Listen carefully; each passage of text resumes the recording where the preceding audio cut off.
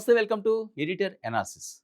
Kim Jong Un global mind game, డ్రాగన్కే double dose. China చేతిలో remote close, తూర్పు ఆసియాలో బిగ్గెస్ట్ పొలిటికల్ థ్రిల్లర్. రష్యాతో జట్టు, అమెరికాకు ముప్పు, జిన్పింగ్కు షాకు. తోక దేశం నుంచి సూపర్ పవర్ వైపు కిమ్ వెళ్తున్నాడు. అంతర్జాతీయ రాజకీయాల్లో శాశ్వత శత్రువులు ఉండరు, అలాగని శాశ్వత మిత్రులు ఉండరు. ఉండేదల్లా కేవలం స్వార్థ ప్రయోజనాలు మాత్రమే. మరి ఇప్పుడు తూర్పు ఆసియా నడిబడిన సరిగ్గా ఇదే సూత్రాలతో ఒక మైండ్ బ్లోయింగ్ పొలిటికల్ డ్రామా నడుస్తుంది.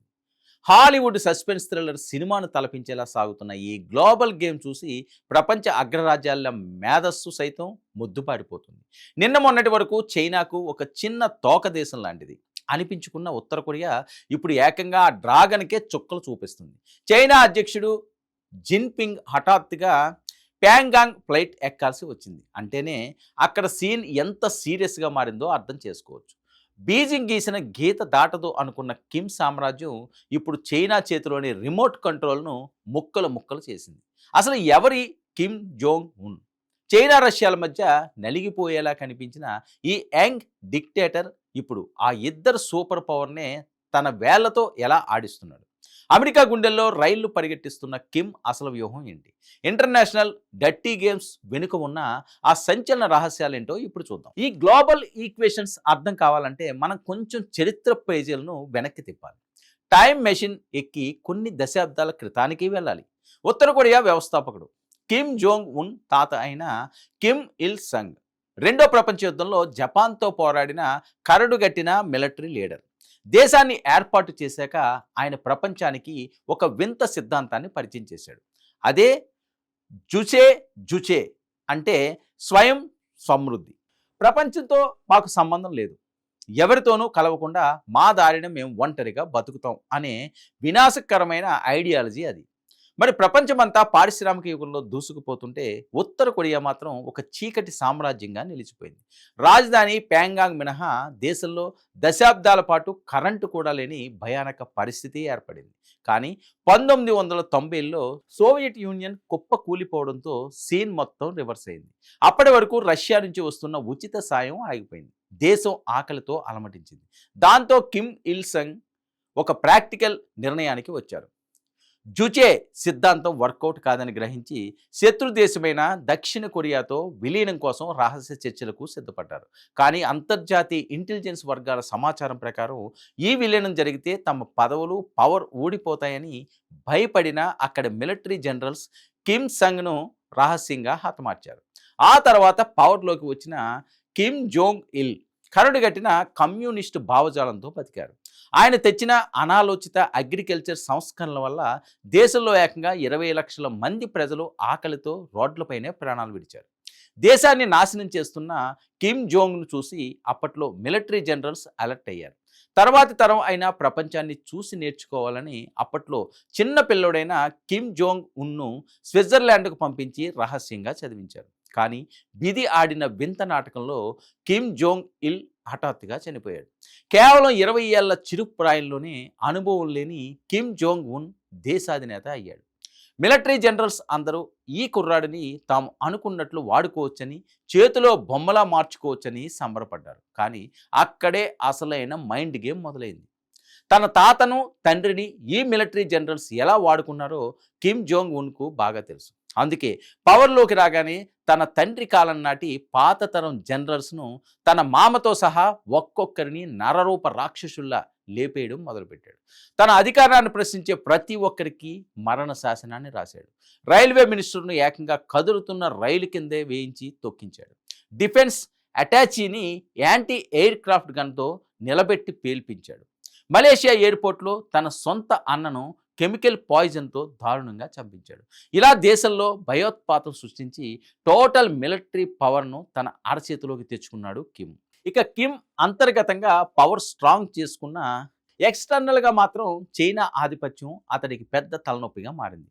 2017లో ఆ ప్రాంతంలో చైనా అధ్యక్షుడు జిన్పింగ్ను బీజింగ్ పిలిపించుకుని ఒక చిన్న ప్రావిన్స్ లీడర్గా చూసేవారు.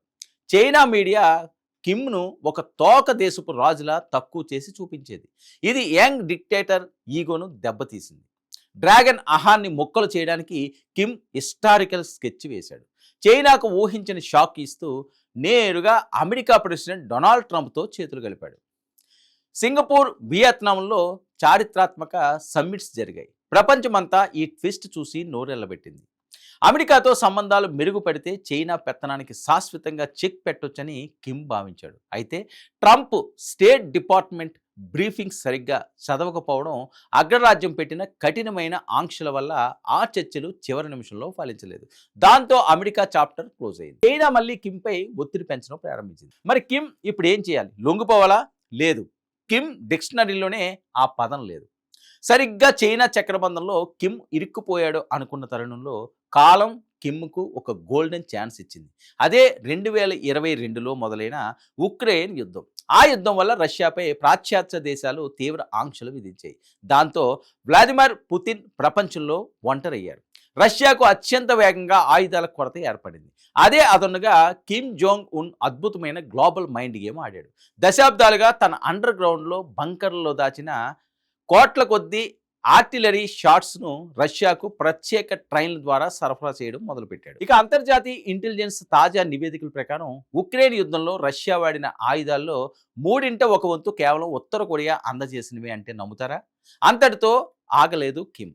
ఏకంగా 10,000 మందికి పైగా కరడుగట్టిన కొరియన్ సైనికులను రష్యా బార్డర్లో రష్యా తరపున యుద్ధం చేయడానికి పంపాడు.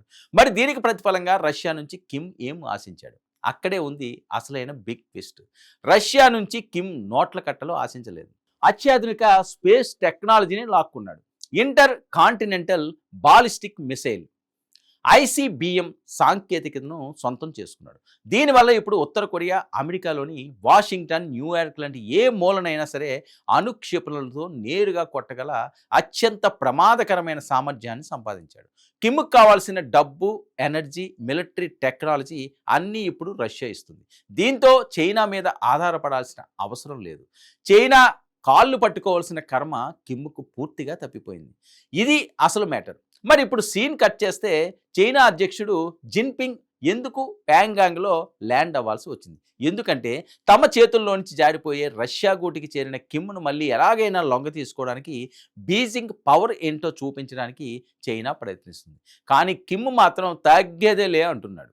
ఎలాంటి కండిషన్స్ లేకుండా సాయం చేస్తేనే రండి, లేదంటే పొమ్మని చైనా ముఖం మీదే చెప్పేస్తున్నాడు. ఎందుకంటే కిమ్ ఈ ఏడాది ఒక సంచలన నిర్ణయం తీసుకున్నాడు. తమ దేశ రాజ్యాంగాన్ని పూర్తిగా మార్చేసి ఇకపై దక్షిణ కొరియాతో విలీనం అనే ముచ్చటే లేదు, మాది విడిగా ఉండే ఒక స్వతంత్ర అణుదేశం, మమ్మల్ని ఎవ్వరూ తాకలేరు అని ప్రపంచానికి డిక్లేర్ చేసేశాడు. ఒకప్పుడు చైనా నీడలో బతికిన ఒక చిన్న దేశం ఈరోజు చైనా, రష్యా, అమెరికా లాంటి గ్లోబల్ సూపర్ పవర్స్నే తలదన్నేలా అంతర్జాతీయ రాజకీయాలను శాసిస్తుంది. చైనా లాంటి డ్రాగన్కే చుక్కలు చూపిస్తున్న కిమ్ జోంగ్ ఉన్ రాబోయే రోజుల్లో ఆసియా పసిఫిక్ రీజియన్లో, ముఖ్యంగా గ్లోబల్ ఎకానమీలో ఎలాంటి సంచలనాలు సృష్టిస్తాడో, మరి ఎలాంటి అలజడి రేపుతాడో అని అంతర్జాతీయ వ్యవహారాల విశ్లేషకులు ఆందోళన వ్యక్తం చేస్తున్నారు. ఇది కేవలం ఒక దేశపు కథ కాదు, ప్రపంచాన్ని శాసిస్తున్న 3 పవర్ఫుల్ లీడర్ల మధ్య నడుస్తున్న high voltage political war. Care of Kim. ఇది ఈనాటి editor analysis. Stay tuned to 99 news.